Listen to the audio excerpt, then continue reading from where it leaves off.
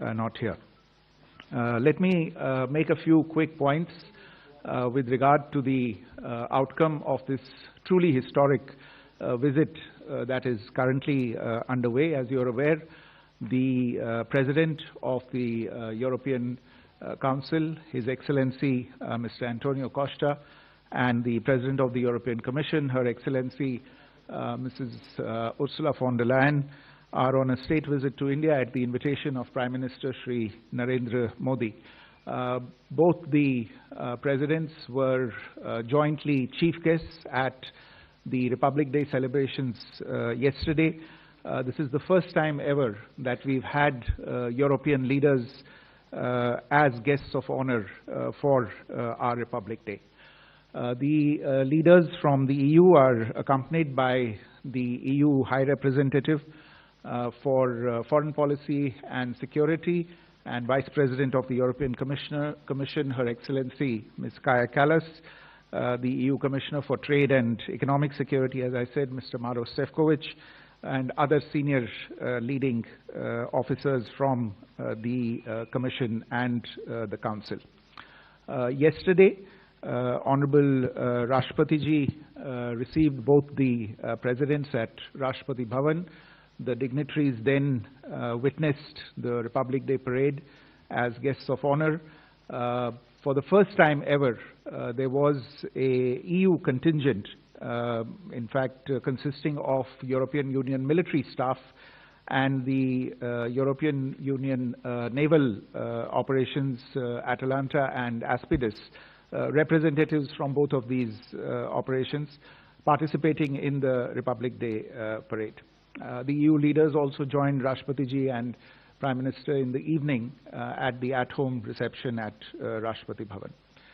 Today, Presidents Costa and von der Leyen and Prime Minister Modi co-chaired the 16th India-EU Summit.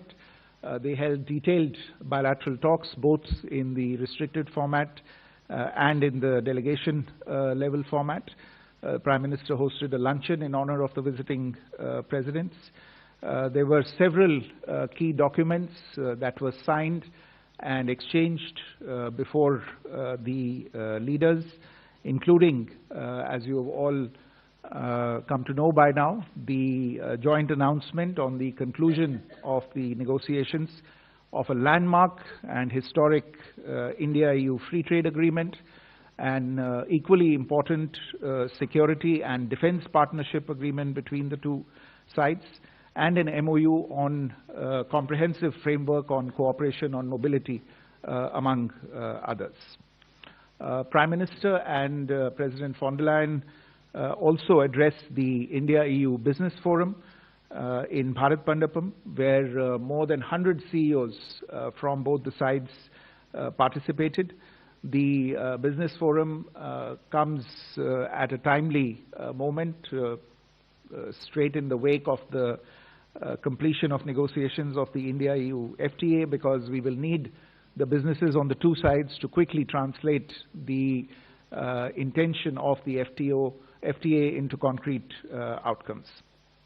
The Honorable Vice President of India would also be meeting with both the distinguished guests, and later today President Costa and President von der Leyen will be calling on Rashtrapati Ji, who will also host a banquet in honor of the visiting dignitaries. Let me very quickly give you a broad context and flavor of this visit and the outcomes thereof.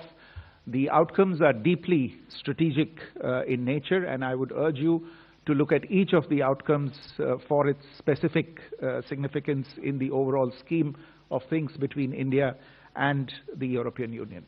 Over the last decade, relations between India and the European Union have grown steadily.